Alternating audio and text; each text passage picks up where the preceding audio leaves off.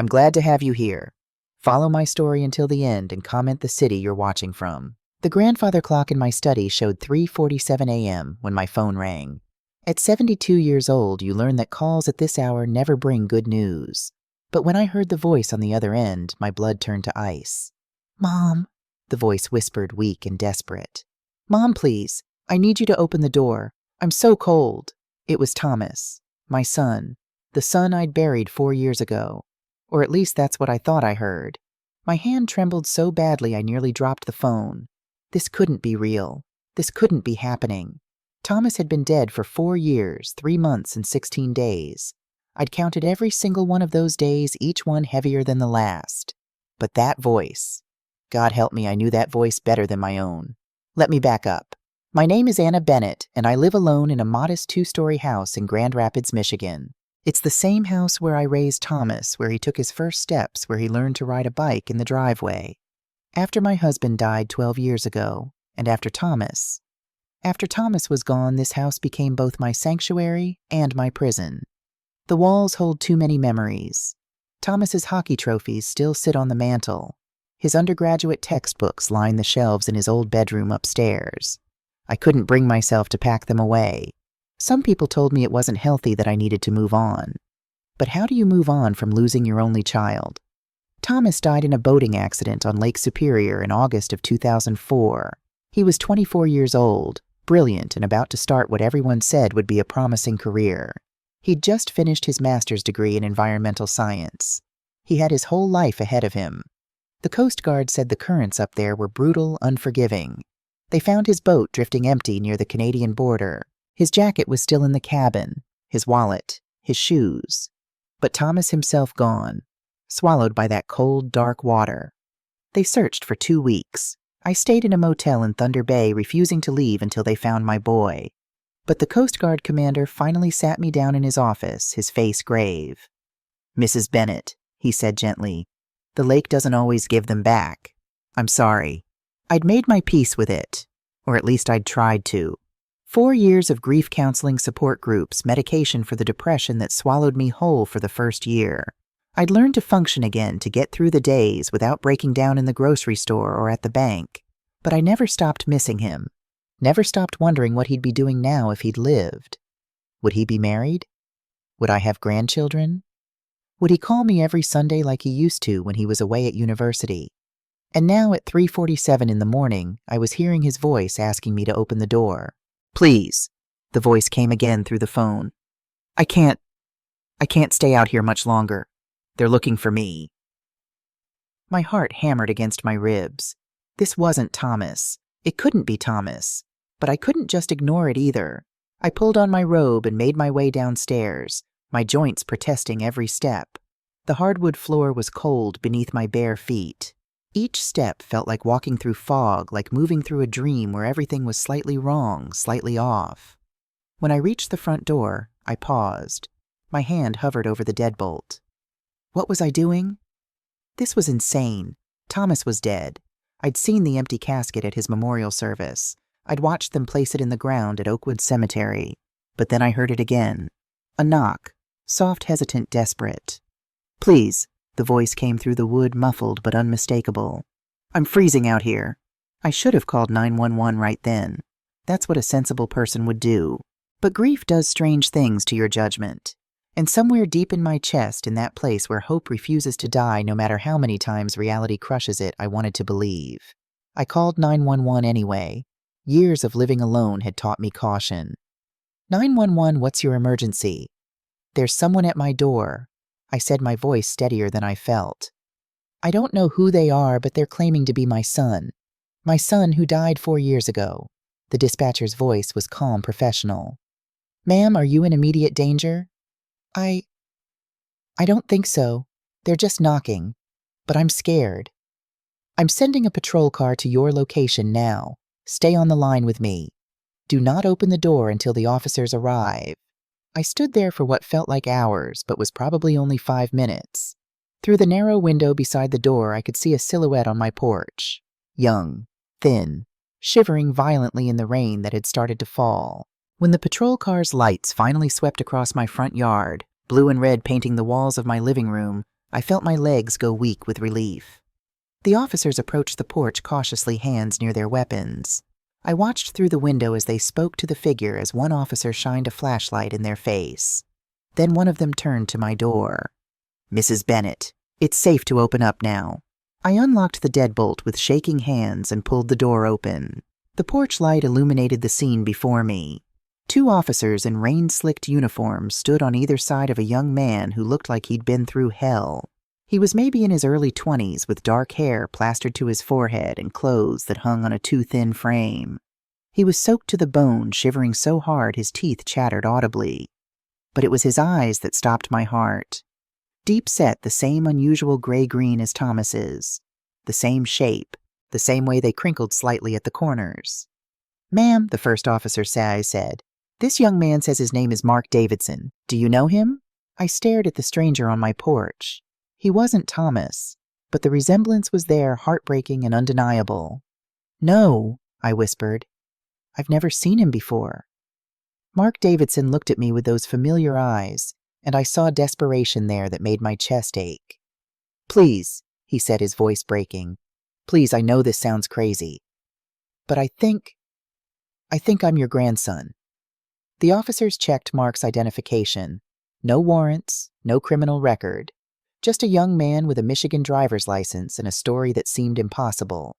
After 20 minutes of questioning on my front porch, after determining that Mark posed no immediate threat, the officers prepared to leave. The younger one pulled me aside. "Ma'am, we can take him to a shelter if you'd like, but he seems harmless enough. Cold and scared mostly. If he is related to you, well," he shrugged, "that's a family matter." I looked at Mark, who was trying desperately to stop shivering, his arms wrapped around himself. Something in my chest twisted painfully. "He can come in," I heard myself say. "Just for tonight, just to get warm." The officer nodded. "Call us if you need anything. We'll do a few extra passes through your neighborhood tonight just to be safe." After they left, I stood in my entryway with this stranger who claimed to be my grandson. Water dripped from his clothes onto my hardwood floor, forming small puddles that reflected the dim light from my table lamp. "I'm sorry," Mark said again, his voice barely above a whisper. "I didn't know where else to go. They're looking for me, and I'm so scared, and you're the only family I have left." "Who's looking for you?" I managed to ask, though my voice sounded strange and distant to my own ears. "I'll explain everything," he said. "I promise. But please, can I sit down? I've been walking for hours." I nodded numbly and led him to the living room. He collapsed onto my sofa, still shaking. I grabbed blankets from the hall closet, the ones I kept for cold winter nights, and wrapped them around his shoulders. Then I went to the kitchen to make tea, needing something to do with my hands, needing a moment to think. My hands wouldn't stop trembling as I filled the kettle. A grandson. Thomas had never mentioned having a child. But then again, there had been so much distance between us in those final years. So much he didn't tell me. I thought about the summer of 2000, the summer before Thomas's final year at university. He'd spent those months up north, supposedly working at a fishing lodge near Thunder Bay. He'd called me every week, more cheerful than he'd been in years. He'd talked about the wilderness, the freedom, how beautiful it was up there. But he'd never mentioned meeting anyone. Never said a word about a girl. When I returned to the living room with 2 mugs of chamomile tea, Mark had stopped shaking quite so violently. He clutched the mug I handed him like it was a lifeline, steam rising between us in the dim lamplight. "You need to tell me everything," I said, sitting in the chair across from him. My voice was steadier now. "From the beginning. Who are you really, and why did you come here in the middle of the night claiming to be my grandson?" Mark took a shaky breath. "My mother's name was Rebecca Morrison. She died 8 months ago. Cancer." His voice cracked on the word. "Before she passed, she told me the truth. That the man who raised me, David Morrison, wasn't my biological father. That my real father was Thomas Bennett, and that he died before I was born." The name Rebecca Morrison meant nothing to me. I tried to place it in Thomas's history and the stories he'd told me about his time up north, but came up blank. "She said they met in Thunder Bay," Mark continued. "Summer of 2000. She was working at a marina there. He was staying at a fishing lodge with some friends from school. They had a summer romance, and when she found out she was pregnant in September, Thomas was already gone. Back to school. She tried to find him, but by then he'd moved apartments, changed his phone number. She eventually gave up." I set my tea down carefully, afraid I might spill it. Why didn't she try harder? Thomas wasn't that hard to find. He was at the University of Michigan. She did find him, Mark interrupted quietly. In November of 2000, she drove all the way down to Ann Arbor, but when she got there, she saw him with someone else, a beautiful woman with blonde hair. She heard Thomas tell his friends that this woman, Vanessa, was his future. Vanessa. The name hit me like a physical blow. Vanessa Hartford, Thomas's fiancée, the woman he'd been planning to marry when he died. My mother said she stood there in the parking lot 5 months pregnant and watched Thomas kiss this other woman. Mark said, staring down at his tea. She said she saw something in his eyes that scared her.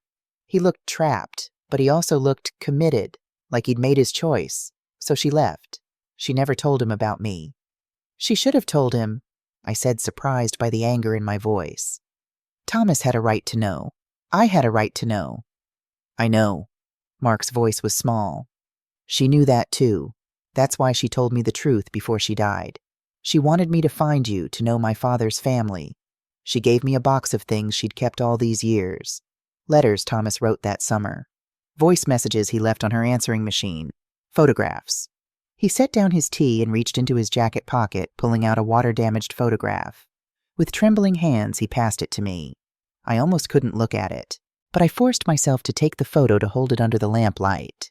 There was Thomas. Young, maybe 23, standing on a dock with his arm around a pretty blonde woman. No, not blonde. This woman had light brown hair pulled back in a ponytail. She was smiling up at him, and Thomas was laughing, the summer sun bright behind them both. In Thomas's eyes, there was something I hadn't seen in a long time. Joy. Pure, uncomplicated joy. My vision blurred with tears. She was beautiful, I whispered. She was, Mark said softly. She was the kindest person I ever knew. Even when David was cruel, even when things were hard, she never stopped being kind. You said David was the man who raised you. Mark's face darkened. Yeah, my mother married him when I was 2.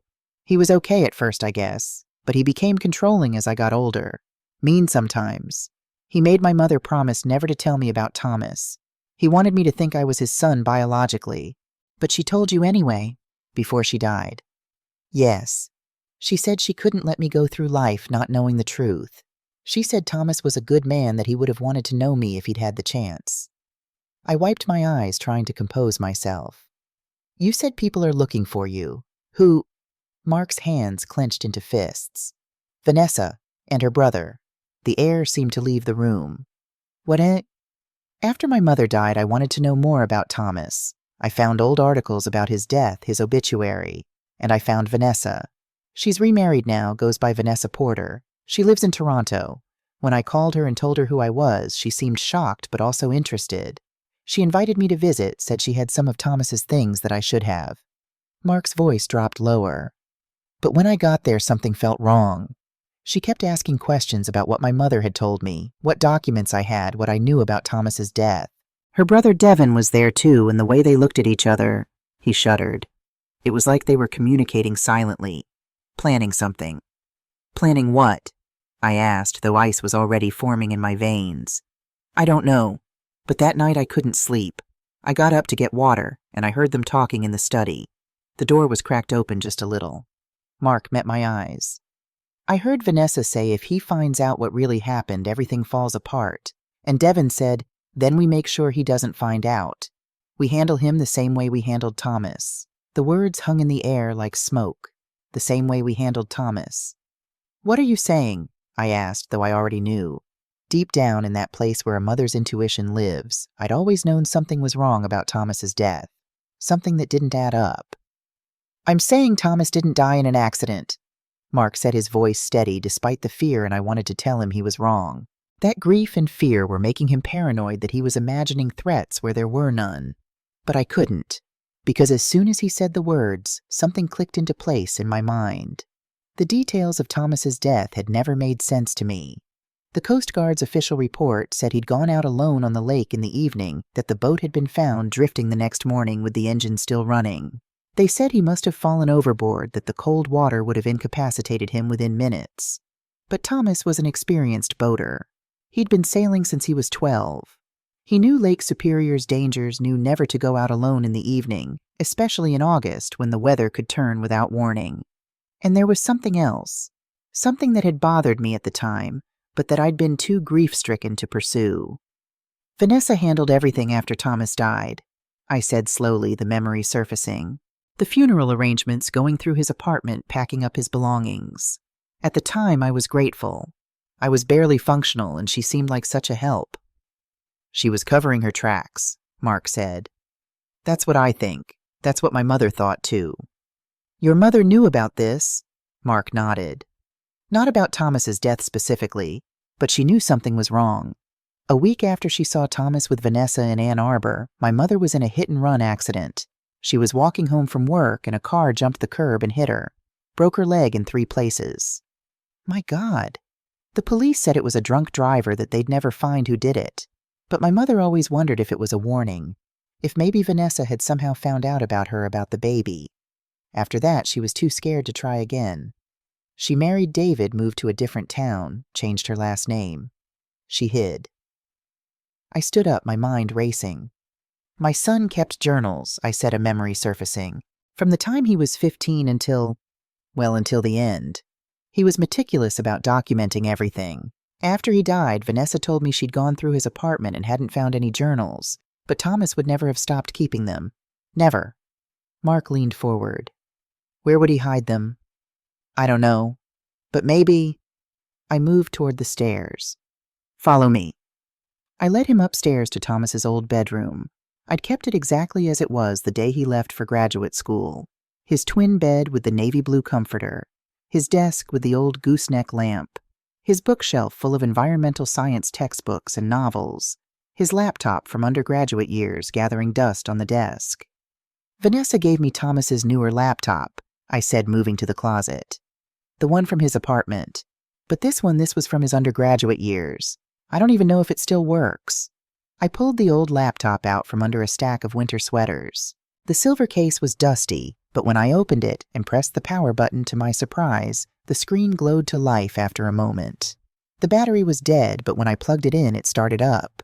The login screen appeared, asking for a password. Do you have any ideas? Mark asked. I tried Thomas's birthday.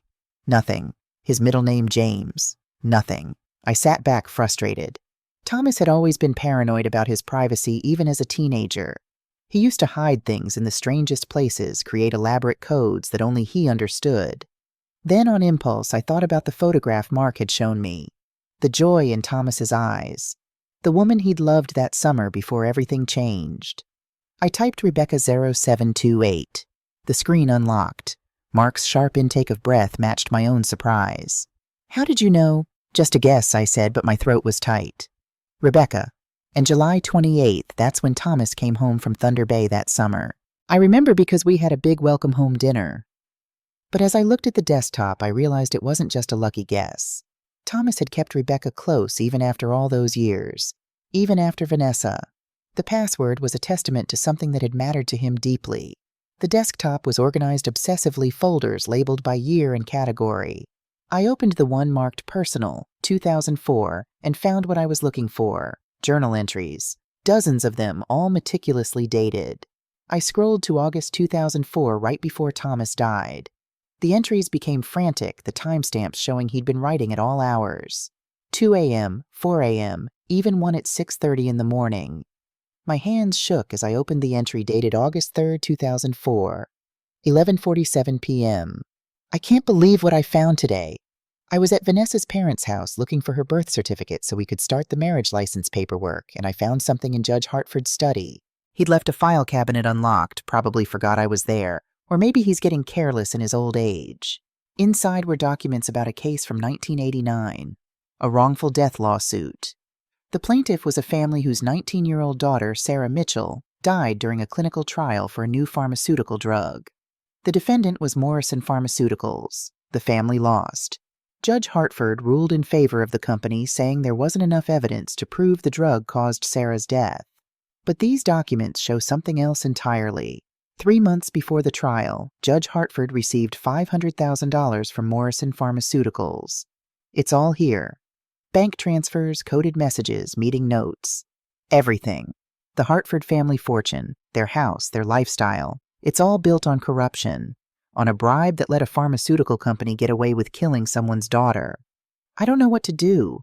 I can't marry into this family. I can't be part of this.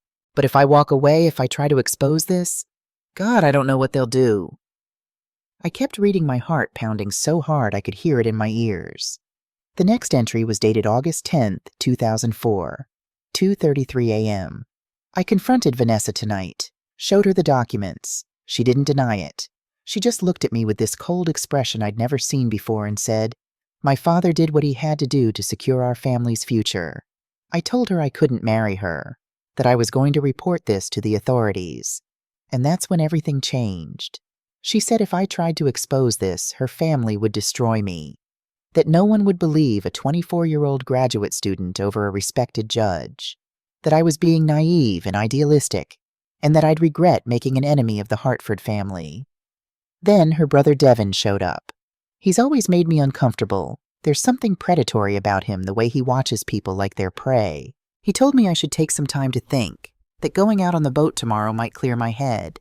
He even offered to come with me. I told him I wanted to go alone. I need to figure out what to do. I need to think. But I'm scared. I keep looking out my window and I swear I saw Devin's car parked across the street an hour ago. Maybe I'm being paranoid. Maybe the stress is getting to me. I don't know what to do. If something happens to me. The entry ended abruptly mid-sentence, as if he'd been interrupted. The next entry was dated August 15th, 3 days before Thomas died. 10:12 p.m. I've made my decision. I'm going to the authorities tomorrow. I've made copies of all the documents and hidden them somewhere safe. Vanessa has tried everything to change my mind, tears, threats, promises. But I can't live with this knowledge and do nothing. That family deserved justice and they got robbery instead. Sarah Mitchell was 19 years old. She trusted those doctors, trusted that drug trial. And she died because Morrison Pharmaceuticals cut corners, and Judge Hartford took a bribe to make sure they got away with it. Devin has been following me. I see his car everywhere I go. Vanessa says I'm being paranoid, but I know what I see. Yesterday I almost got hit by a car in the parking lot at the grocery store. The driver never stopped, never even slowed down. It was a black SUV, just like the one Devin drives. If something happens to me, the evidence is at the cabin. The old fishing camp on the north shore of Lake Superior where I worked that summer, I met Rebecca. That beautiful, perfect summer before everything got complicated. I've hidden everything there in the stone fireplace. Third stone from the left on the bottom row under the hearth. The coordinates are 48.7128 degree, north 88.4139 degree, west. Mom, if you're reading this, you'll know what to do. I love you. I'm sorry I didn't tell you about Rebecca, about the baby. I was young and stupid and scared. I'm sorry for so many things, but I'm not sorry for this. This is the right thing to do. If the worst happens, at least I'll know I tried to do what was right. That was the last entry. 3 days later, Thomas went out on Lake Superior alone. His boat was found drifting empty. The Coast Guard ruled it an accident. But I knew now with absolute certainty that it hadn't been an accident at all. I looked at Mark and I saw my own horror reflected in his face. My son's face. Because now I could see it clearly, this young man sitting in front of me was Thomas's son, my grandson. "They killed him," I whispered. The words felt like broken glass in my throat. "They killed my boy and they've been free for 4 years. Mark's voice was steady despite the tears on his face. "What do we do?" I stood up, feeling something I hadn't felt in years. Something fierce and sharp and focused. My grief was transforming into something else, something that felt like purpose. "We get the evidence," I said.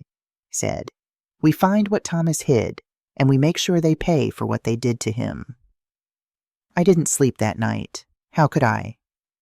Mark had finally dozed off on the sofa around 5 in the morning, exhausted from fear and travel. But I sat in Thomas's old room reading through every journal entry from that final year of his life, watching my son's words transform from hopeful to terrified. By the time dawn light crept through the curtains, I'd made several decisions. First, I wasn't going to the police. Not yet. Judge Hartford might be dead. I'd read about his death from a heart attack in 2019, but his connections weren't. Devin Hartford was still out there, still powerful, still dangerous. And if Mark was right about them trying to silence him, going to the authorities too soon could get us both killed. Second, I needed help. Professional help. The kind that understood how to fight powerful people who thought they were above the law.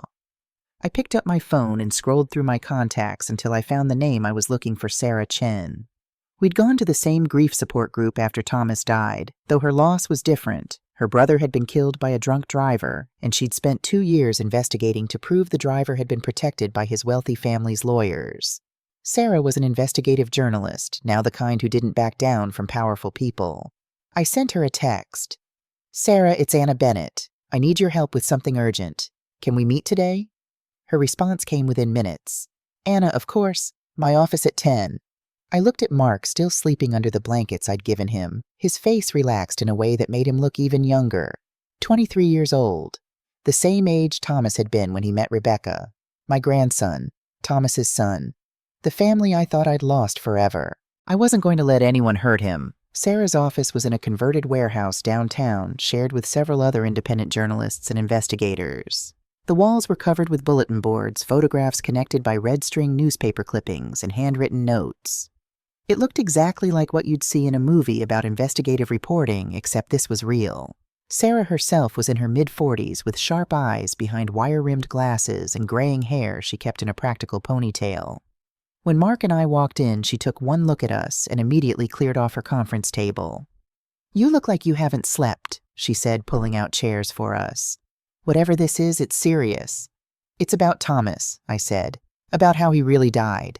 Sarah's expression changed immediately. She'd known Thomas had met him a few times at family gatherings before he died. "I'm listening." It took us an hour to tell her everything. Mark's story about Rebecca, about finding me, about Vanessa and Devin.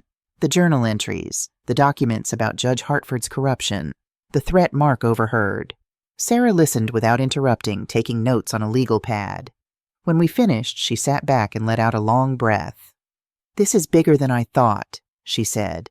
"If what you're telling me is true, and I believe it is, we're talking about a murder that was covered up, judicial corruption, possibly more victims. But we need more than journal entries and overheard conversations. We need hard evidence." "Thomas hid documents," I said, "at an old fishing camp near Thunder Bay. We need to get them.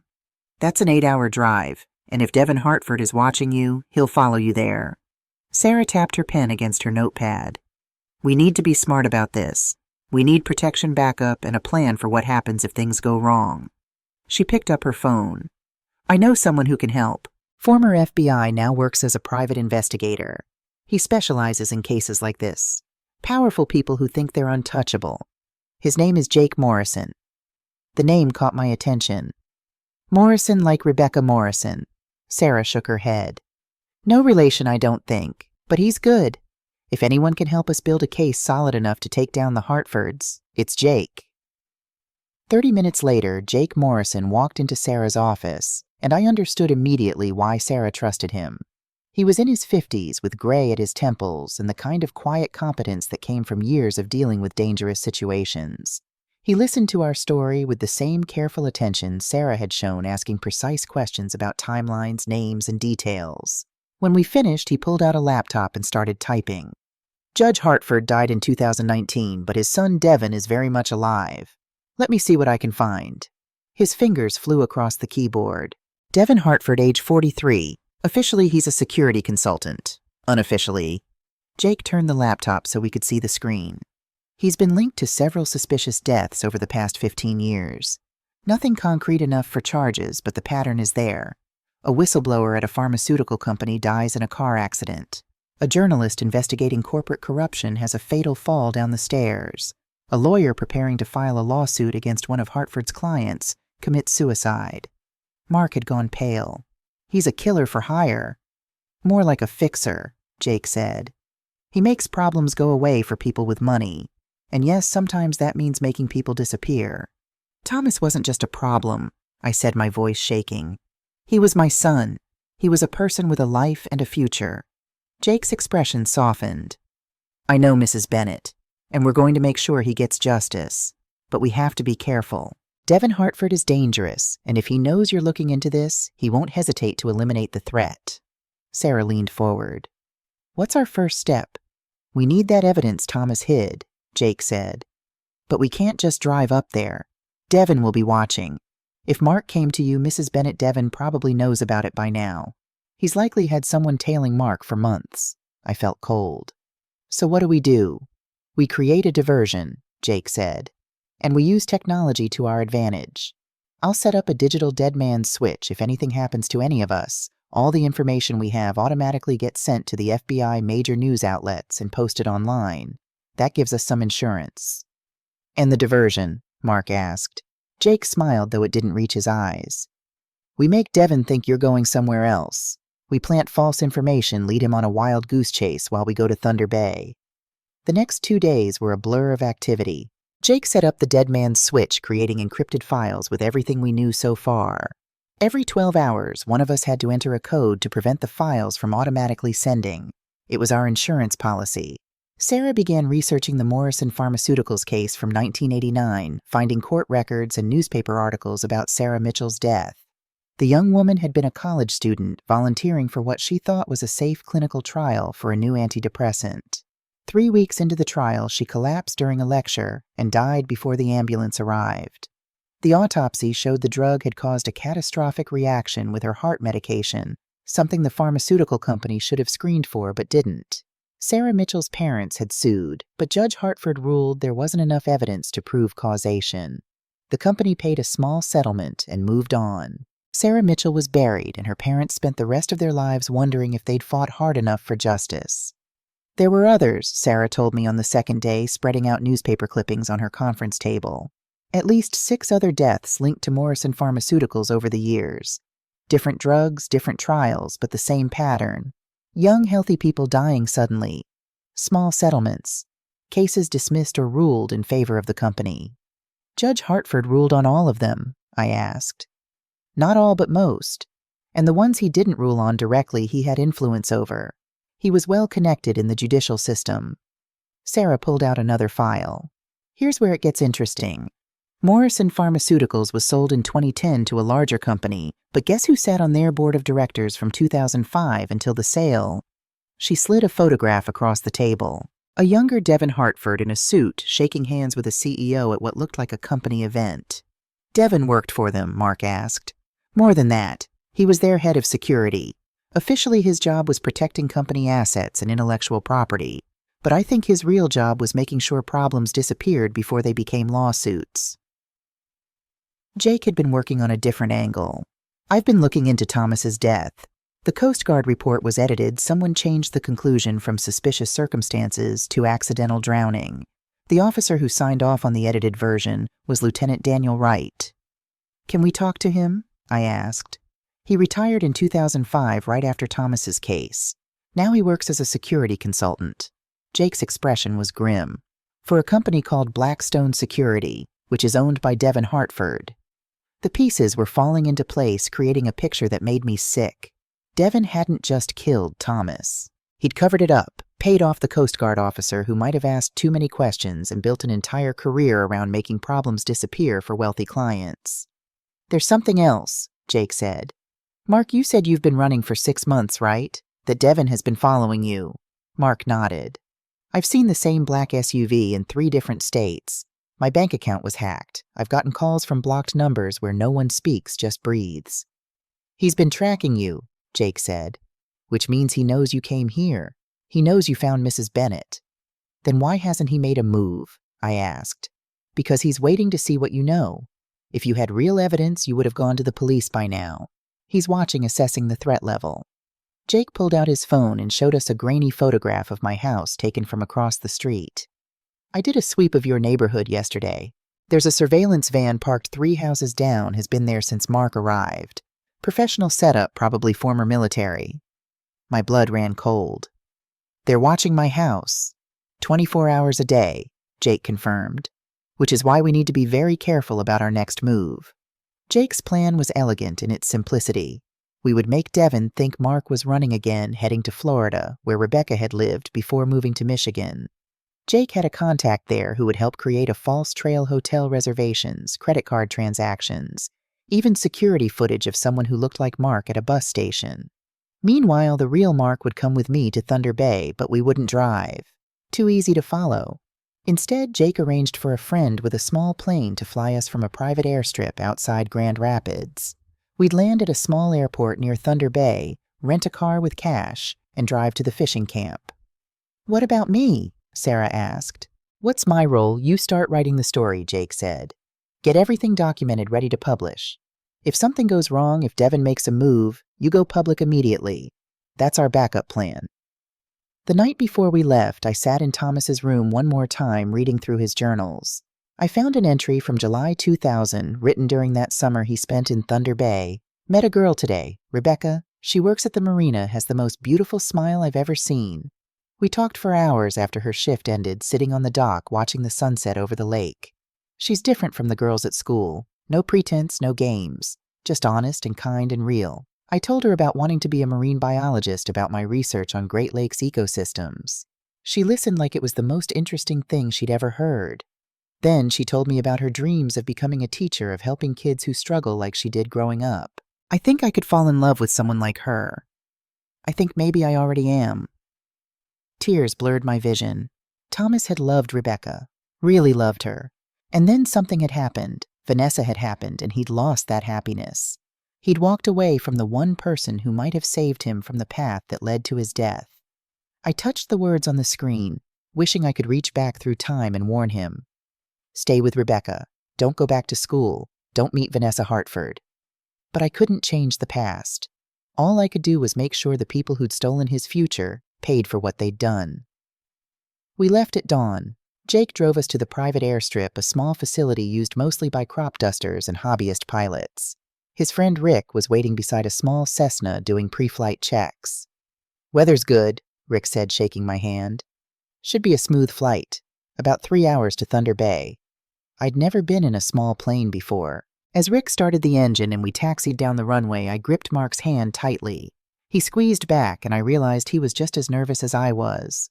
The plane lifted off, and Grand Rapids fell away beneath us. I watched my city grow smaller, thinking about Thomas making this same journey 25 years ago, young and full of hope, not knowing that one summer would set in motion events that would end his life. "Are you okay?" Mark asked quietly. "I'm scared," I admitted. "But I'm also angry, and I'm determined. Your father—" My voice caught. "Thomas deserves justice, and you deserve to know the truth about him." Mark was quiet for a moment. "My mom used to say he was the bravest person she'd ever met, that he stood up for what was right even when it was hard. I want to be like that." "You already are," I said. "You came to find me even though you were terrified. That's brave." "Or stupid," Mark said with a weak smile. "Sometimes they're the same thing." The flight was indeed smooth, the small plane soaring over forests and lakes. From up here, the world looked peaceful, untouched. It was hard to believe that down there someone was hunting us, that we were running toward evidence of murder and corruption. We landed at a small airport outside Thunder Bay just after 10 in the morning. Jake had arranged for a rental car paid for with cash registered under a false name. Rick would wait for us ready to fly back as soon as we returned. "You have my number," Jake had said before we left. "You check in every 2 hours. If I don't hear from you, I'm sending the cavalry." The drive to the fishing camp took another hour, following back roads through dense forest. The GPS coordinates Thomas had left led us to a turnoff marked by a faded sign, "Camp Clearwater, closed." The road was barely visible, overgrown with vegetation. We had to drive slowly, branches scraping the sides of the rental car. After a quarter mile, we came to a clearing. Camp Clearwater had seen better days. The main lodge had partially collapsed, its roof caved in and walls sagging. Several small cabins dotted the property, most in similar states of decay. But one cabin, set slightly apart from the others, still looked relatively intact. "That must be it," Mark said, pointing. We parked and got out. The air smelled of pine and damp earth. Birds called from the trees, and somewhere in the distance I could hear water lapping against a shore. It was beautiful and desolate at the same time. The cabin door hung crooked on its hinges. Inside, nature had started reclaiming the space moss growing on the wooden walls, leaves, and debris covering the floor. But the stone fireplace was still standing solid and intact. "Third stone from the left on the bottom row," I said, moving toward it. "Under the hearth." We knelt in front of the fireplace.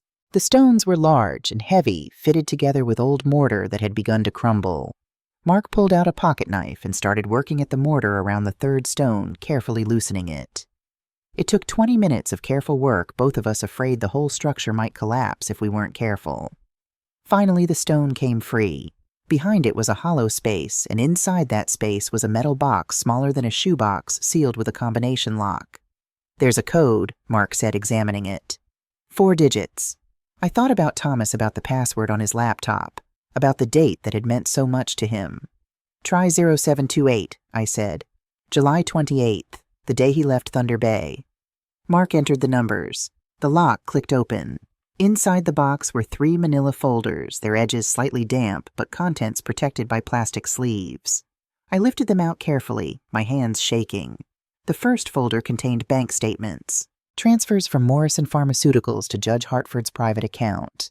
$50,000 here, $20,000 there, building up to over $500,000 between 1988 and 2004. The second folder held copies of trial transcripts with handwritten notes in the margins. Thomas's handwriting pointing out inconsistencies, highlighting where Judge Hartford had ruled against evidence where he'd dismissed expert testimony that should have been admissible. The third folder was the most damning. It contained a ledger, an actual handwritten accounting book listing payments dates and case numbers. At the top of the first page in neat script was written, "Hartford Family Insurance Policy." "This is it," Mark breathed. "This proves everything." But as I flipped through the pages, I realized it was more than just proof of Judge Hartford's corruption. The ledger showed payments to other judges, to prosecutors, to police officers. It showed case numbers and amounts, a whole network of corruption spanning decades. And at the bottom of the last page, there was a list of names under the heading, "Loose Ends, Handle with Care." Thomas Bennett was the 4th name on the list. Above him were 3 others, Dr. Michael Torres, Linda Zhao, James Cooper. "These people," I said, my voice hollow. "They're all dead, aren't they?" Mark pulled out his phone despite having no signal and showed me searches he'd done weeks ago. Dr. Torres died in a car accident in 2006. Linda Zhao was a journalist. She was killed in a robbery in 2010. James Cooper was a lawyer. He supposedly committed suicide in 2015. 4 people who knew too much. 4 people who'd been eliminated. "We need to photograph everything," I said. "We need backups of these documents." As Mark started taking pictures with his phone, I noticed something else in the metal box, a small USB drive wrapped in plastic. "There's more," I said, holding it up. "We'll look at it when we get back," Mark said.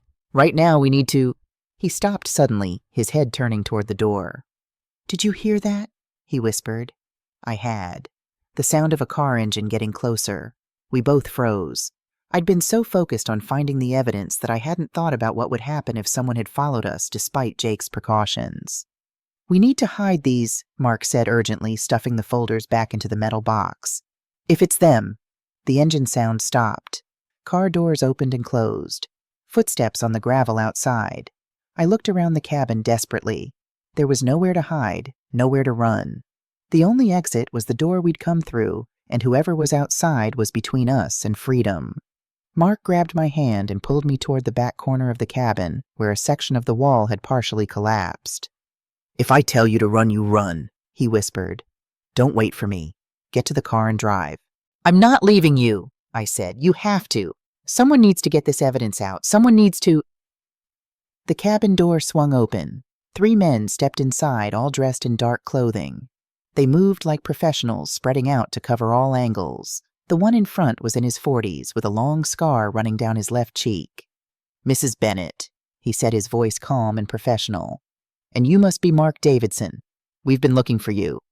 "Who are you?" I demanded, trying to keep my voice steady. "My name isn't important. I work for Mr. Hartford. He'd very much like to have a conversation with you both." His eyes moved to the metal box in Mark's hands. "And I'll need you to hand over whatever you found in that fireplace." "No," Mark said. The man sighed. "I was hoping we could do this the civilized way. Mr. Hartford doesn't want any more unfortunate accidents. He's prepared to offer you a very generous settlement to forget about all of this. $1 million each. You walk away, live your lives, and everyone's happy." "You killed my son," I said, surprised by how steady my voice was. "You think I'd take money and forget about that?" "Your son made a choice," the man said. "A stupid choice. He could have walked away wealthy and alive. Instead, he chose to be righteous. You can learn from his mistake, or you can repeat it. We're not giving you anything, Mark said. The man's expression hardened. Then we're going to have a problem. My colleagues here are going to search you both. If you resist, things will get unpleasant. And when we're done, you're going to get in your rental car and drive straight to the airport. If you try to go to the police, if you try to contact anyone, we'll know. And next time we won't be so polite. You can't threaten us, I said. We've already set up a dead man's switch. If anything happens to us, everything we know goes public. The man smiled, but it didn't reach his eyes. Mrs. Bennett. I've been doing this for 20 years. Everyone thinks they're clever. Everyone has a backup plan. And yet somehow the problems always get solved. Now are you going to hand over the box, or do we need to take it from you? One of the other men moved closer, his hand moving to his jacket where I could see the outline of a weapon. This was it. We were going to die here just like Thomas, in this beautiful isolated place far from help. And then my phone rang. The sound was shockingly loud in the tense silence. I fumbled for it, saw Jake's name on the screen. The scarred man held up his hand. Don't answer that. But I'd already pressed the button. Jake. Mrs. Bennett, is everything okay? You're 3 minutes late for check-in. No, I said clearly. We're at the cabin. There are 3 men here. They're armed. They work for Devon Hartford. Got it, Jake said, his voice sharp. Stay on the line. The scarred man lunged for the phone, but Mark stepped between us. You heard her, he said. It's over. The information is already out there. You touch us, and it goes public. You're bluffing, the man said, but there was uncertainty in his voice now. Am I? Mark held up his phone, showing the photos he'd taken of the documents. These are already uploaded to the cloud, already sent to 3 different journalists. If we don't check in every 2 hours, they publish. If something happens to us, they publish. You can't stop it now. The man's phone rang. He answered it, his eyes never leaving us. Yes, sir. He listened for a long moment. Yes, sir. Understood. He ended the call and looked at us with something like grudging respect. Mr. Hartford says to let you go, for now, but he wants you to know this isn't over. You've made a very powerful enemy today. We already had a very powerful enemy, I said. The difference is now we're fighting back. The 3 men backed toward the door, keeping their eyes on us. When they were outside, we heard their car start and drive away. I collapsed against the wall, my legs suddenly weak. Oh my God, we could have died. Mark was shaking too, but he managed a weak smile. But we didn't. We got the evidence and we're alive. My phone was still connected to Jake. Are you both okay? He asked. We're okay, I said. Scared, but okay. Good. Get out of there now. Drive straight to the airport. I've already contacted the Royal Canadian Mounted Police. They're sending officers to Camp Clearwater. And I've looped in the FBI. With what you found, they'll have to investigate. The flight back to Grand Rapids was a blur. Mark sat beside me, the metal box on his lap, both of us silent with shock and relief. When we landed, Sarah was waiting for us along with 2 FBI agents. We spent the next 6 hours in a conference room at the FBI field office going through everything we'd found. The documents, the ledger, the USB drive, which contained video files Thomas had recorded himself explaining everything he'd discovered, insurance in case something happened to him. Watching that video was the hardest thing I'd ever done. Seeing my son's face, hearing his voice, watching him explain what he'd found, and why he felt compelled to act on it. He looked scared, but determined.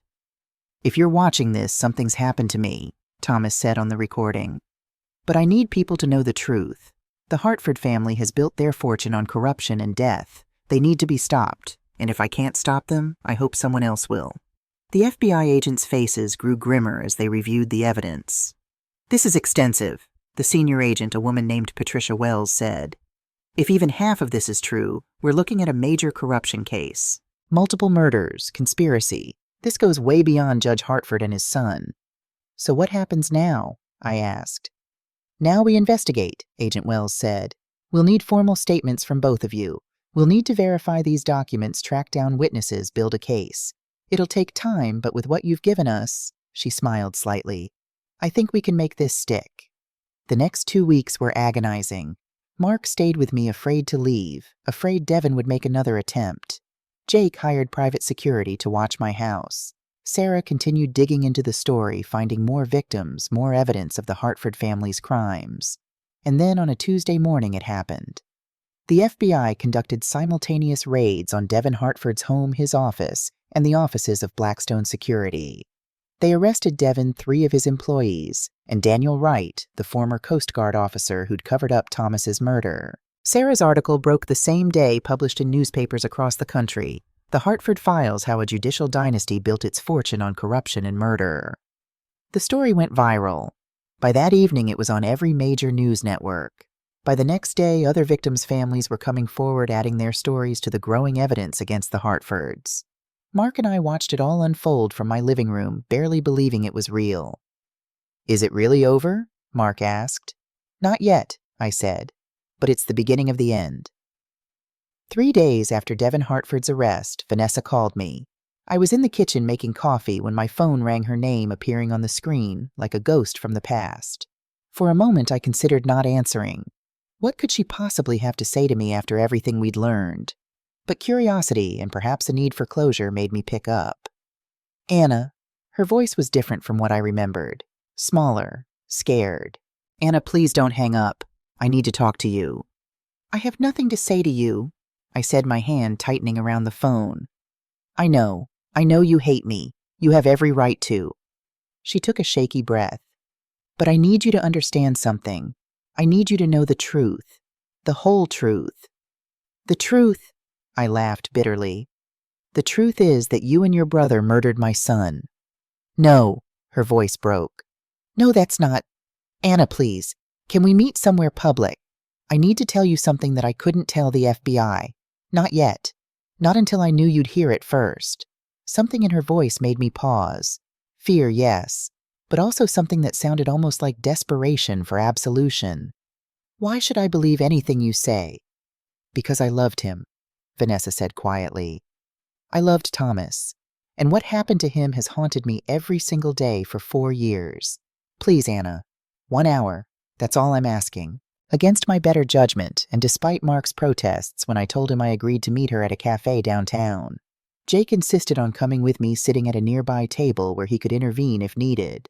Mark wanted to come too, but I convinced him to stay home. This conversation needed to happen without him there. Vanessa arrived exactly on time, and I barely recognized her. The polished, confident woman I remembered from Thomas's funeral had been replaced by someone who looked like she'd aged a decade in 4 years. Her blonde hair was streaked with gray, pulled back in a messy ponytail. She wore jeans and a simple sweater, no makeup, dark circles under her eyes. She sat down across from me, her hands trembling as she wrapped them around a coffee cup she didn't drink from. "Thank you for coming," she said. "I wasn't sure you would." "I almost didn't," I said coldly. "You have 1 hour. Start talking." Vanessa took a deep breath. "I need you to understand that what I'm about to tell you doesn't excuse anything. I was complicit. I helped cover up what happened.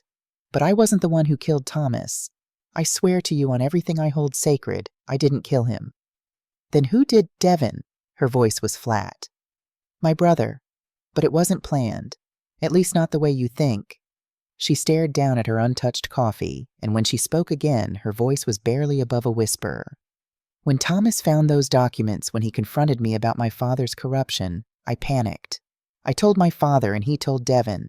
My father wanted to pay Thomas off, make him sign an NDA, give him enough money to walk away and keep quiet. But Devin..." She swallowed hard.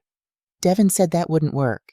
He said people like Thomas idealists, they could never be trusted to stay quiet, that eventually his conscience would get to him and he'd talk anyway. So Devin decided to kill him. Not at first. Devin said he was just going to talk to Thomas, convince him to see reason. He followed Thomas out to the lake that day. Thomas had gone out alone on the boat. I think he needed time to think, to figure out what to do. Devin took our father's speedboat and followed him out there." Vanessa's hands were shaking so badly now that coffee sloshed over the rim of her cup. She didn't seem to notice. "Devin called me from the boat. He was furious. He said Thomas had refused to listen, had actually threatened to go to the police that very day. He said Thomas tried to call for help, and they struggled. Devin tried to take Thomas's phone, and Thomas fought back. They were both standing in the boat, and it was choppy that day. The waves were rough, and Thomas fell overboard." "Fell out," I said, my voice hard. "Or was pushed." Vanessa finally met my eyes. "I don't know. I swear to you, I don't know. Devin said it was an accident that Thomas lost his balance. But the truth is, she wiped her eyes. The truth is, even if it was an accident, Devin watched him go under.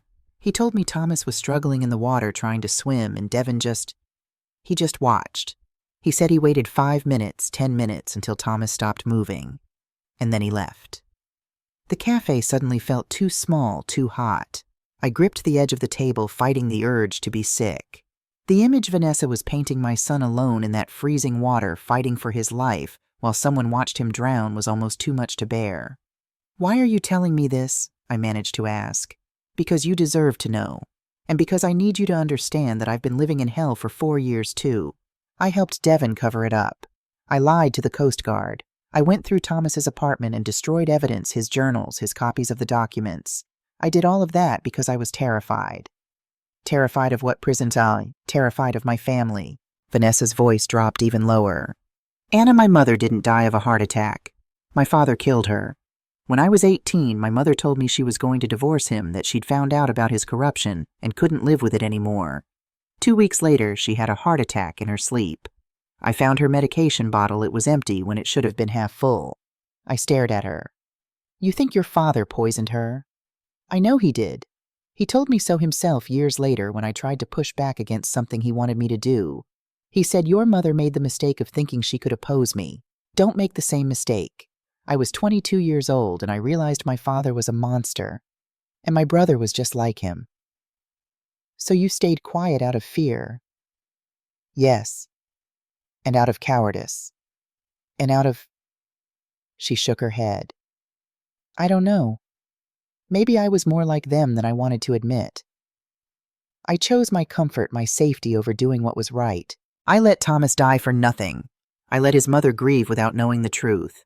I let Mark grow up without a father." "You knew about Mark?" I asked sharply. "Not until recently. Not until he came to find me 6 months ago. When he told me who he was, I knew I had to do something. I couldn't let Devin hurt another innocent person. But I also knew I couldn't go to the police without proof. Devin would have killed me before I ever made it to trial." "So what did you do?" Vanessa reached into her purse and pulled out a small USB drive. "Devin doesn't know this, but he's not the only one who kept insurance policies. I've been recording him for years. Conversations, phone calls, meetings. And I have this." She slid the USB drive across the table. "This is footage from the day Thomas died.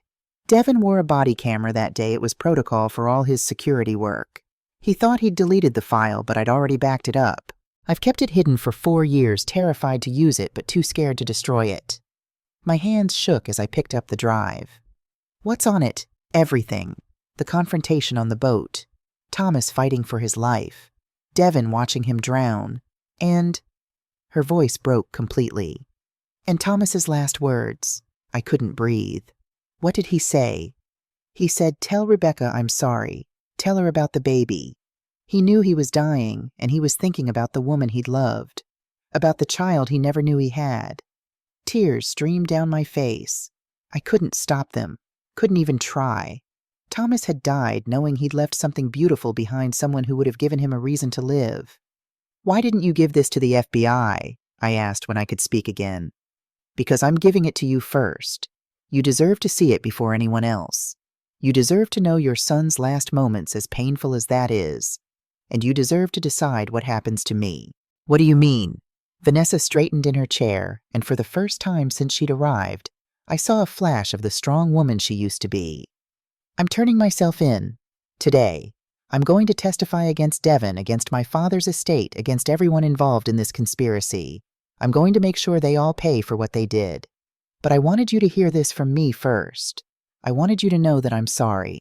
That I've been sorry every day since Thomas died." "Sorry doesn't bring him back," I said harshly. "No, it doesn't. Nothing can. But maybe if I do this, if I help put Devin and everyone else away for the rest of their lives, maybe Thomas's death won't be completely meaningless. Maybe some good can come from this nightmare." We sat in silence for a long moment. I wanted to hate her. I wanted to rage at her, to blame her for everything. But looking at her now broken and haunted, I realized that she was a victim too. Not like Thomas, not like Mark, but in her own way she'd been trapped and controlled by a monster. "The FBI will offer you a deal," I said finally. for your testimony. I know, but I'm not taking it. I'm pleading guilty to accessory after the fact conspiracy obstruction of justice. Whatever they charge me with, I'll plead guilty. I deserve to go to prison for what I did. How long? My lawyer thinks 10 to 15 years, maybe less with good behavior. But honestly, she gave a sad smile. However long it is won't be punishment enough. I'll spend the rest of my life knowing I let the man I love die. She stood up, leaving the USB drive on the table. I know you'll never forgive me. I'm not asking you to. I just needed you to know the truth. All of it. And I needed to say I'm sorry even though those words mean nothing. As she turned to leave, I found myself speaking. Vanessa. She stopped, looking back at me. Did you really love him? Her eyes filled with tears. More than anything in the world. And that's why I can never forgive myself. I didn't watch the video that day. I couldn't. I went home and put the USB drive in a drawer, unable to even look at it. Mark asked what had happened with Vanessa, and I told him everything. His face went through a dozen emotions: anger, sadness, confusion. So she's going to help put them away? He asked. Yes, she's testifying against Devin. Does that make her a good person or a bad person? I don't know, I admitted. Maybe she's both. Maybe we all are. It was Jake who finally convinced me to watch the video 3 days later. You need to see it, he said gently. Not for Vanessa, not for the FBI, for yourself. You need to know what really happened to your son. So on a gray Thursday afternoon with Mark beside me and Jake across from us, I plugged the USB drive into my laptop and opened the file. The video was shot from a body camera, the perspective shaky and disorienting. It showed Devin Hartford in a speedboat approaching Thomas's smaller fishing boat. Thomas was standing at the bow, his back to the camera at first. Thomas, Devin called out. His voice was friendly, almost casual. Hold up. Thomas turned, and I had to bite my lip to keep from crying out. My son, my beautiful boy. He looked so young, so alive. Devin, what are you doing out here? We need to talk. Devin pulled his boat alongside Thomas's. About your decision to go to the police. Thomas's face hardened. There's nothing to talk about. What your family did was wrong. People died because of your father's corruption. I can't just ignore that. You can, actually. It's very easy. You just walk away and live your life. Devin's voice remained casual, but there was an edge to it now. My father is prepared to offer you $2 million, tax-free. You sign an NDA, you forget what you saw, and you get to be rich. I don't want your money, Thomas said. I want justice for Sarah Mitchell and all the other people your family's greed killed. Sarah Mitchell has been dead for 15 years. Justice won't bring her back. No, but it might prevent more deaths. Your family can't keep doing this, Devin. Someone has to stop you. And that someone is you, Devin laughed. You're 24 years old, Thomas. You think you can take down a family that's been powerful for 3 generations. You'll be destroyed. Your reputation, your career, everything. We'll make sure no one believes a word you say. Then I'll take my chances. Thomas pulled out his phone. I'm calling the police right now. I'm telling them everything. That's when things escalated. Devin lunged forward, reaching for the phone. Thomas jerked back, and in the confined space of the 2 boats, they collided. I could hear the struggle, grunting and cursing, the boats rocking violently. Give me the damn phone, Devin shouted. Get away from me. The camera view tilted crazily as Devin lost his balance. There was a loud splash, and when the camera steadied, Thomas was in the water. But he wasn't unconscious.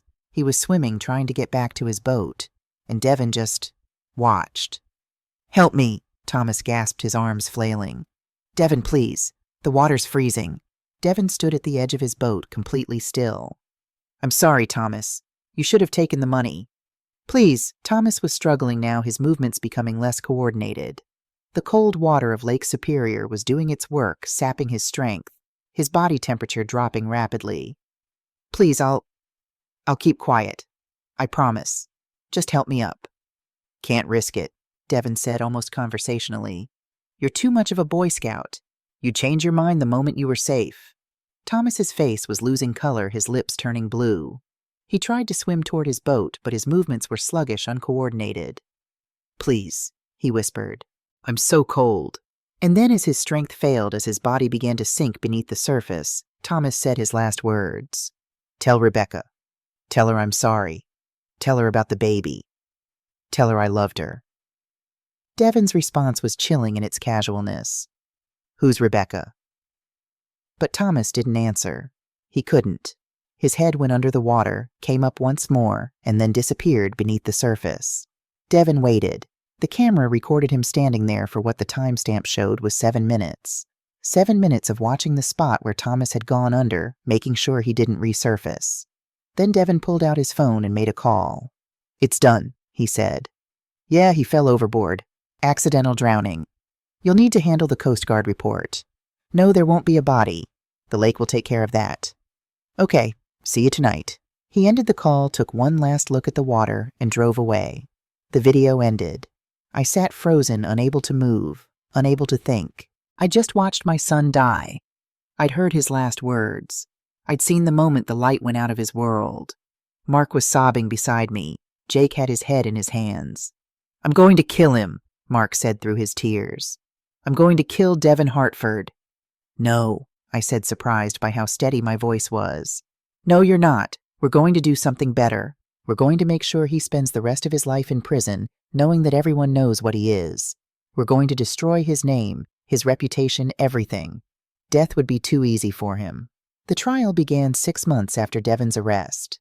In that time, the FBI had built an ironclad case. Vanessa's testimony combined with the video evidence, the documents from Camp Clearwater, and testimony from Daniel Wright, who took a plea deal, made Devin's guilt undeniable. But the prosecution wanted to go further.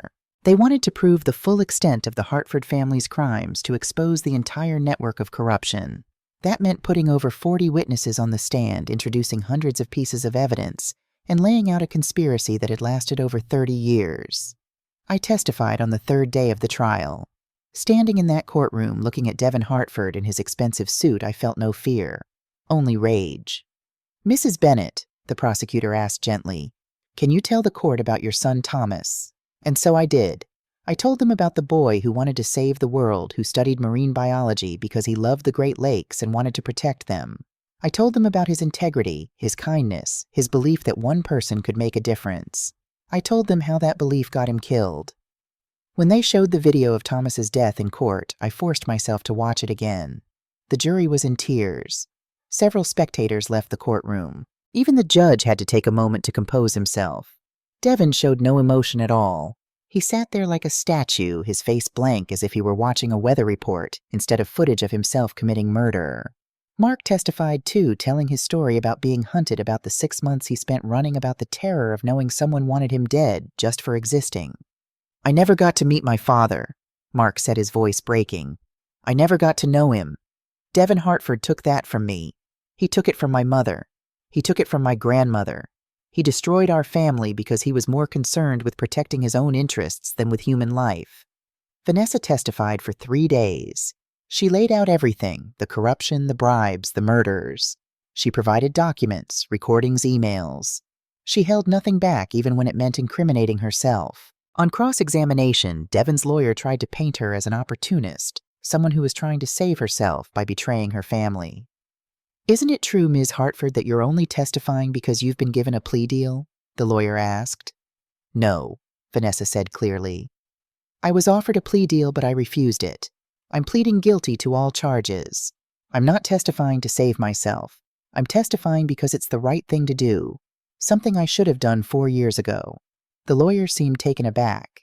You're admitting you're guilty? Yes, I helped cover up a murder. I obstructed justice. I let an innocent man's family suffer without knowing the truth.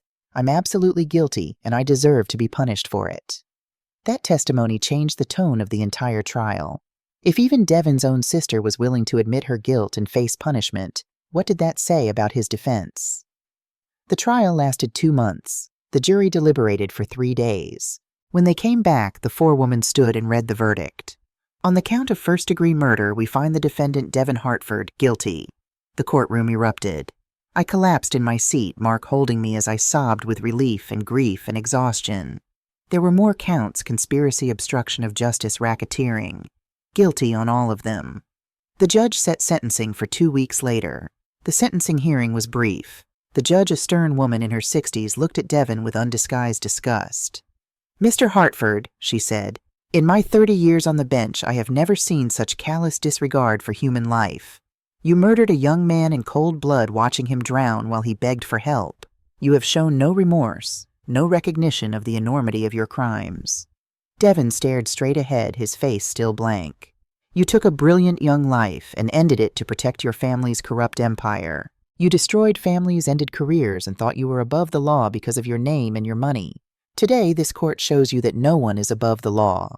She paused, looking down at her papers. "On the charge of first-degree murder, I sentence you to life in prison without the possibility of parole. On the conspiracy charges, I sentence you to an additional 25 years to run consecutively. You will die in prison, Mr. Hartford, and the world will be better for it." Devin was led away in handcuffs. He didn't look at me, didn't look at Mark. He walked out of that courtroom with his head high, still acting like he was somehow superior. But I didn't care about his pride. I cared that justice had finally been served. Vanessa was sentenced 3 weeks later. Despite her lawyer's arguments for leniency based on her cooperation and her status as a victim of her family's abuse, the judge sentenced her to 15 years in prison. "Ms. Hartford," the judge said, "I recognize that you were in a difficult position. I recognize that you feared for your life, but you still made choices that let a murderer go free for 4 years, choices that could have led to more deaths. You must face the consequences of those choices." Vanessa accepted the sentence without protest. As she was led away, she looked at me one last time. "I'm sorry," she mouthed. I didn't respond. I didn't know if I ever would be able to forgive her. But I could acknowledge that she had finally done the right thing, even if it came far too late. The other defendants in the conspiracy case were sentenced over the following months. Daniel Wright got 7 years for his role in covering up the murder. 3 doctors who had falsified trial results got sentences ranging from 5 to 12 years. 2 other judges who had taken bribes were disbarred and imprisoned. The Morrison Pharmaceuticals case from 1989 was officially reopened, and Sarah Mitchell's family finally got the justice they'd been denied. The pharmaceutical company paid out a settlement of $50 million split among the families of all the victims. 2 years after Devin's conviction, Mark graduated from the University of Michigan School of Law. He chose environmental law as his specialty, following in Thomas's footsteps in a different way. "I figure if Dad couldn't save the lakes as a scientist, maybe I can save them as a lawyer," he told me with that crooked smile that was so much like Thomas's. I attended his graduation sitting in the audience with Sarah and Jake, who had become close friends. Watching Mark cross that stage to receive his diploma, I felt Thomas's presence so strongly it was almost like he was sitting beside me. "You'd be so proud," I whispered to the empty air. Mark had found an apartment in Ann Arbor, but he visited me every weekend. My house no longer felt like a mausoleum of grief. It felt like a home again, filled with Mark's law books and coffee cups, his girlfriend Emma's art supplies. She was a painter, and the sound of laughter. Emma was wonderful, kind, thoughtful, and patient with both Mark and me as we continued to process our grief and trauma. She'd lost her own father to cancer when she was young, so she understood the weight of loss. "I think Thomas would have liked her," I told Mark one Sunday afternoon as we sat on the porch watching Emma paint the sunset over my garden. "Yeah," Mark agreed. "I think he would have." We'd established the Thomas Bennett Memorial Fund using some of the settlement money from the lawsuit. The fund provided scholarships for students studying environmental science and law, particularly those from underprivileged backgrounds. We'd also worked with Sarah Mitchell's family to create the Sarah Mitchell Foundation, which advocated for stronger regulations in pharmaceutical testing and more transparency in clinical trials. "Your son's death led to real change," Sarah Chen told me at the Foundation's first annual gala. 16 new laws have been passed strengthening drug testing protocols. 3 pharmaceutical companies have been investigated and fined for violations, and public awareness of clinical trial safety is at an all-time high. It was cold comfort, but it was comfort nonetheless. Thomas's death hadn't been meaningless. He had exposed corruption that might have continued for decades. He had saved lives even at the cost of his own. 3 years after the trial, Mark and I took a trip back to Thunder Bay. Camp Clearwater was no longer abandoned. A conservation group had purchased the land and was restoring it as a nature education center. But they'd agreed to let us restore one cabin in Thomas and Rebecca's memory. We spent a week there, Mark and Emma and I, cleaning and repairing the little cabin where Thomas and Rebecca had fallen in love, where Thomas had hidden the evidence that would eventually bring down his killers, where I'd almost lost Mark, too. We replaced the rotten floorboards, patched the roof, cleaned out the fireplace. Emma painted a mural on one wall, a sunset over Lake Superior, with two figures sitting on a dock holding hands.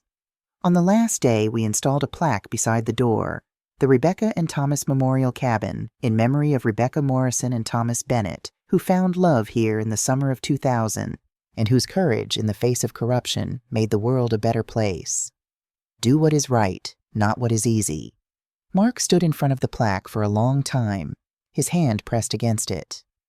I wish I could have met them, he said quietly. Both of them. They live on in you, I told him, putting my arm around his shoulders. Your mother's kindness, your father's integrity. Every time you fight for justice, every time you choose what's right over what's easy, they're there. That night we sat on the newly repaired dock watching the stars come out over the lake. The same lake that had taken Thomas's life but also held some of his happiest memories. Do you think he's at peace? Mark asked. Wherever he is? I thought about Thomas's last words. Tell Rebecca I'm sorry. Tell her about the baby. Tell her I loved her. I think he is now, I said. Now that the truth is out, now that justice has been done, now that you exist and carry on his legacy. Emma squeezed Mark's hand. He'd be so proud of you. I hope so, Mark said. I'm going to spend the rest of my life trying to be worthy of that.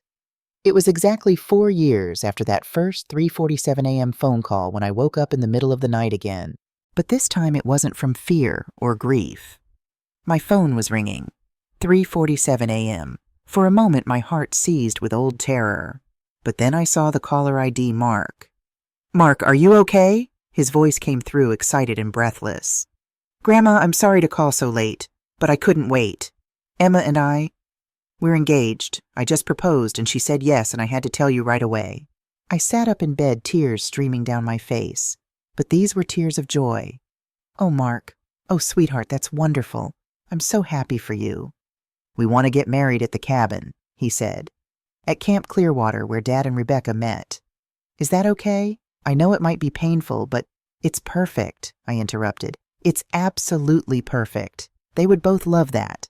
After we hung up, I sat in the darkness for a while thinking about that first 3:47 a.m. call. How terrified I'd been. How much it had changed everything. That call had brought me, Mark, my grandson, my family, my second chance at being a mother. It had led to justice for Thomas and all the other victims. It had transformed my grief into purpose. I got up and went to Thomas's old room, which was now a guest room for when Mark stayed over but still held his trophies and books. You're going to be a grandfather, I told the photographs on the wall. Mark and Emma are getting married, and someday they'll have children. Your legacy continues, Thomas. Your courage, your integrity, it all continues. I like to think that somewhere, somehow, Thomas knew that he and Rebecca were watching over Mark, proud of the man he'd become. 6 months later, on a perfect August day, almost exactly 25 years after Thomas and Rebecca's summer together, Mark and Emma were married at Camp Clearwater. The Nature Education Center had been completed, and the restored cabin stood as a testament to love and courage. 50 guests filled the clearing, sitting on wooden benches under the pine trees. I walked Mark down the aisle, or rather down the path from the cabin to the dock where the ceremony would take place. He was so handsome in his suit, looking so much like Thomas, that it hurt and healed at the same time. I wish they could be here, he whispered as we walked. They are, I told him. Look around. This place, this day, this love, they're here in all of it. Emma was radiant in a simple white dress, her dark hair woven with wildflowers. The ceremony was officiated by Sarah Chen, who had gotten ordained specifically for this occasion. We're here today to celebrate not just a marriage, but a triumph of love over loss of hope, over despair of justice over corruption, Sarah said. Mark and Emma's love story began in the shadow of tragedy, but it has become something beautiful and strong. Just like the people we honor today, Thomas and Rebecca, they show us that love persists even in the darkest times. When Mark and Emma exchanged vows, Mark added something unscripted. I vow to live with integrity as my father did, to choose what's right over what's easy, to fight for justice for those who can't fight for themselves, and to love you with the same devotion my father loved my mother completely, fearlessly, and forever. There wasn't a dry eye in the clearing. The reception was held at the education center with dinner and dancing and toasts. Jake made a speech about how proud he was to have played a small part in bringing justice to Thomas. Sarah talked about how the case had inspired her to continue investigating corruption, leading to 3 more major exposés. When it was my turn to speak, I stood up with a glass of champagne looking at the family and friends gathered around us. 4 years ago, I got a phone call at 3:47 in the morning, I began. I thought my world was ending. I thought I was losing my grip on reality. But that call brought me the greatest gift I could have imagined, my grandson Mark. I looked at Mark and Emma sitting together at the head table, their hands intertwined. Thomas used to tell me that one person can make a difference. He believed that so strongly he was willing to die for it. And he was right. His courage exposed corruption that had harmed dozens of people. His evidence put murderers in prison. His legacy lives on in every student who receives a scholarship from his memorial fund, in every family protected by the new pharmaceutical regulations that came from his sacrifice. I raised my glass. To Thomas and Rebecca, who taught us that love never dies. To Mark and Emma, who show us that hope always survives. And to all of us who learned that it's never too late to fight for what's right. To love, to hope, to justice, everyone echoed, raising their glasses. As the sun set over Lake Superior, turning the water into liquid gold, Mark pulled me aside. Thank you, he said simply, for believing me that first night, for fighting for Dad, for giving me a family. Thank you, I replied, for giving me a reason to live again, for showing me that grief doesn't have to be the end of the story. It can be the beginning of something new. We stood together on the dock, watching the sunset, the same dock where Thomas and Rebecca had sat 25 years before, young and in love and full of hope. The same dock where Thomas had hidden the evidence that would eventually bring down his killers. The same dock where Mark and Emma had just promised to love each other forever. Do you think they're together? Mark asked. Dad and my mom. I like to think so, I said. I like to think they're watching all of this, proud of what we've built from the ashes of their tragedy. A loon called out on the lake, its haunting cry echoing across the water. And for just a moment, I could have sworn I felt Thomas's presence, warm and comforting and proud. My son was gone, but his legacy lived on. In Mark, in the laws that protected others, in the foundation that bore his name, in the cabin that celebrated his courage, and in me, his mother, who had learned that even the deepest grief can transform into something beautiful if you let it. The clock showed 7:47 p.m., exactly 12 hours from that first fateful call. But this time the number meant something different. Not fear or loss, but new beginnings, new family, new hope. I smiled, wrapped my arm around my grandson, and watched the sunset paint the sky in shades of gold and pink. Thomas's story had ended in tragedy, but our story, Mark's and mine, was just beginning, and it was going to be beautiful. I was in the garden planting tomatoes when my phone rang. It was a warm spring afternoon, and I was covered in dirt, happy in a way I hadn't been in years. Grandma, Mark's voice was shaking. Grandma, can you come to the hospital? My heart stopped. Are you okay? Is Emma? We're fine, we're both fine, but... He laughed, the sound breaking with emotion. Grandma, you need to come meet your great-grandson. I dropped the trowel. 20 minutes later, I burst into the hospital room to find Emma holding a tiny bundle, Mark beside her, with tears streaming down his face. Meet Thomas James Morrison Bennett, Mark said, carefully placing the baby in my arms. Born at 3:47 p.m., 8 pounds, 2 ounces. Perfect in every way. I looked down at the tiny face, the little fists waving in the air, and I saw Thomas. I saw Rebecca. I saw generations of love and courage and hope, all wrapped up in this perfect little human. 3:47, I whispered. Of course it's 3:47. We figured it was meant to be, Emma said softly. That number brought you and Mark together. Now it brings Thomas into the world. I sat in the chair beside Emma's bed, cradling my great-grandson, and I wept. Not from grief this time, but from overwhelming joy. Thomas had died at 24, his life cut tragically short. But he hadn't been forgotten. His name would continue. His legacy would live on in this beautiful baby boy who would grow up knowing his grandfather was a hero. Tell me about my grandpa, little Thomas would ask someday. And we would tell him. We would tell him about courage and integrity, about fighting for what's right, even when it's hard, about loving deeply and living fully. We would tell him that his grandfather changed the world one brave choice at a time. As I held baby Thomas, feeling his tiny heartbeat against my chest, I thought about that first 3:47 a.m. call. How terrified I'd been. How it had felt like the end of everything. But it had been the beginning of justice, the beginning of healing, the beginning of a new family. And now, holding this precious new life, I understood that grief and joy aren't opposites. They exist together, intertwined, each making the other more profound. I had lost my son, but I had gained a grandson, a granddaughter-in-law, and now a great-grandson. Thomas's legacy lived on, and it always would.